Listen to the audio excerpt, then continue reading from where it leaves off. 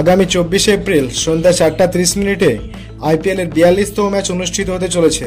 Royal Challengers Bengaluru Rajasthan রয়্যালসের মুখোমুখি হবে ম্যাচটিতে। Chinnaswamy cricket stadium বেঙ্গালুরুতে অনুষ্ঠিত হতে যাচ্ছে ম্যাচটি।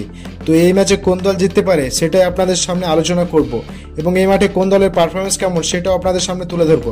তাই ভিডিওটি সম্পূর্ণ দেখুন, আর ভিডিওটি যদি ভালো লেগে থাকে তাহলে ভিডিওটি লাইক করে চ্যানেলটি সাবস্ক্রাইব করবেন।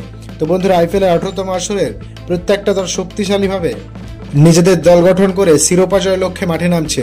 চিন্নাস্বামী ক্রিকেট মাঠে যদি এই দুই দলের লাস্ট 10 ম্যাচে তুলনা করি তাহলে রয়্যাল চ্যালেঞ্জার্স বেঙ্গালুরু এই মাঠে লাস্ট 10টি ম্যাচ খেলে তারা 40% ম্যাচ জিতেছে এবং চিন্নাস্বামী স্টেডিয়াম ক্রিকেট মাঠে বেঙ্গালুরু দলের অ্যাভারেজ স্কোর 175 রানে, হাইয়েস্ট স্কোর 262 এবং লোয়েস্ট স্কোর মাত্র 95 রানে।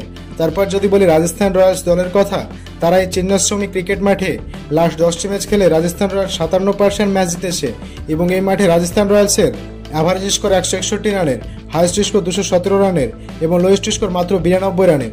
তো বন্ধুরা, পরিসংখ্যান অনুযায়ী এই চিন্নাস্বামী স্টেডিয়াম ক্রিকেট মাঠে রয়্যাল চ্যালেঞ্জার্স বেঙ্গালুরু দলের পাল্লা অনেক ভারী।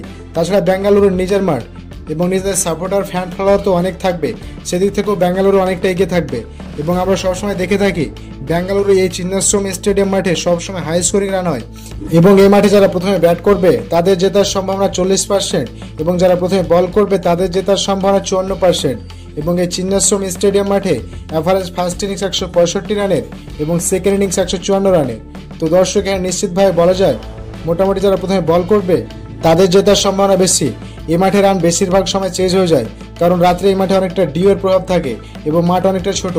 এবং এই মাঠে লাস্ট 10টি ম্যাচের কথা বলে থাকলে পেস বোলিং উইকেট পেয়েছে 68টি এবং স্পিন বোলিং উইকেট পেয়েছে 44টি।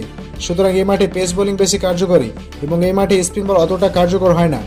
দর্শক, যদি হেড টু হেড কথা বলি, লাস্ট 10 ম্যাচে দুই দলে দেখা হয়েছে, তাতে 6টিতে জয় পেয়েছে রয়্যাল চ্যালেঞ্জার্স বেঙ্গালুরু এবং 4টিতে জয় পেয়েছে রাজস্থান রয়্যালস।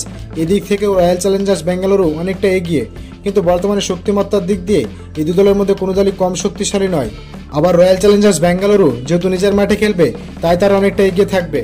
আবার ফ্যান পোলে এই দুই দলের মধ্যে রয়্যাল চ্যালেঞ্জার্স বেঙ্গালুরুকে 71% জেতার সম্ভাবনা দিয়েছে আর রাজস্থান রয়্যালসকে 29% জেতার সম্ভাবনা দিয়েছে। কিন্তু বন্ধুরা, আমার মতে সামগ্রিক তথ্য বিবেচনা করে এই ম্যাচে রয়্যাল চ্যালেঞ্জার্স বেঙ্গালুরু জিততে চলেছে।